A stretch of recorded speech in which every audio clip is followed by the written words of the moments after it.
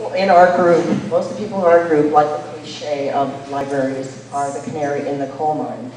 We see all the libraries and other services, safety, health, and human services related together, and that we must stand together with people who support these other things in order to get a viable solution. Let's see, we would like a stable funding source. We talked about several possibilities. The one we liked mostly, though we realize it's very, very complex, was the income tax because it's least regressive. Sources seem to say that a 1% income tax would cover the whole lump of services, and we would have the strength of working together with all the advocates of all the services in order to get that passed. We realized we would need a bridge, which might well include the rainy day fund until we can start collecting the income tax. A statement from the group was that we need to continue the tradition of our parents and others who went before them to keep these services going, to provide them for ourselves and our children. We have the valuable tradition to support by stepping up to this challenge. The assumption we'd like to challenge is that people don't like paying taxes. We think that an income tax, for instance, a 1% income tax, can be interpreted to the public so that a huge majority of people would see that's to all of our benefit. Thank you.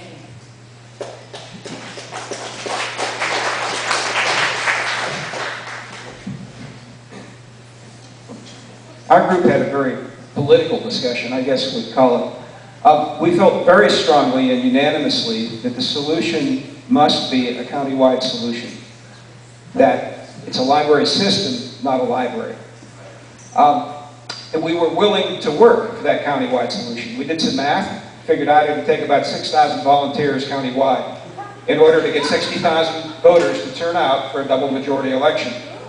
And that's a scale of about 10 times more than we've ever done just in Ashland. But it was doable, and we're willing to work on it. Okay? If the county commissioners are unable to put something on the May ballot, then and only then should we look for a solution for Ashland. And we'd like to consider something broader than just the city of Ashland, and that would be the school district. The school district board of directors could put a local option on the May ballot. It would encompass about 25% more people and more land area, and it would have a lower rate than if you went just statewide.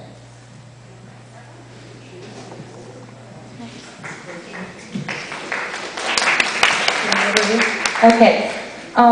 We desire to keep the libraries open and functioning at a reasonable level by exploring cost cutting through close evaluation of city and county budgets, consolidation of branches, expanded use of volunteers, and stable funding by creating a library district or instituting an income tax or imposing a utility surcharge. Back here. Our table decided that this is not the only solution or the whole solution, but we noted that the Library Foundation would be able to funnel donated money specifically for operating expenses if someone designates it as such, and we thought this would be a good supplement.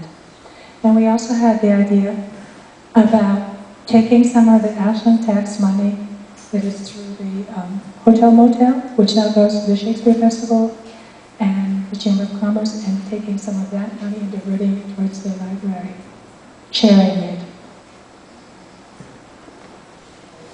Thank you.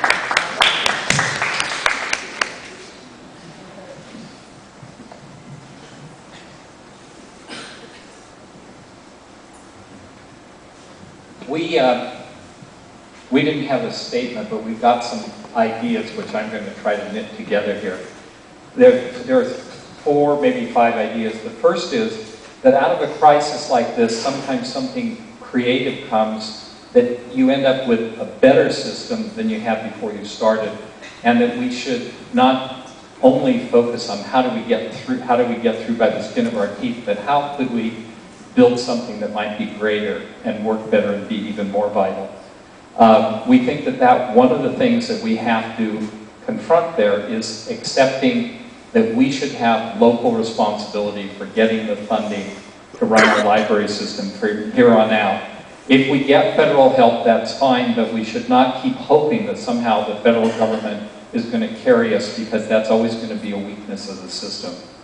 The next idea was that there's quite a bit of information technology sophistication to the existing system, and we thought it might be possible to actually move from that in the direction of what you might call a virtual library.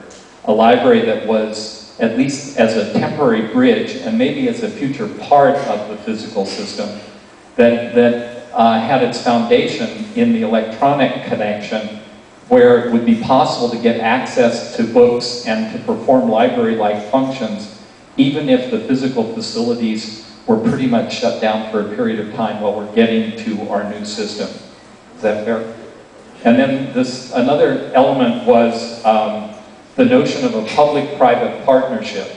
And that means, for example, that sometimes it's possible for the governmental agency that owns the physical facilities to provide the facilities, the heat, the security, the insurance, and then for the private sector, the community, to come in and provide the management, private funding for operations, drawing on the large reservoir we have in Ashland of tremendous expertise in this community. If this community really cares, they can put together parts of a library system, or components of a library, I shouldn't say system, but at least for Ashland to start out with, through this combination of the public sector and the private sector working together. We also have a lot of people with financial resources who might help provide a private financial component. And then the last part of it is that we should always remember that we are part of a county community,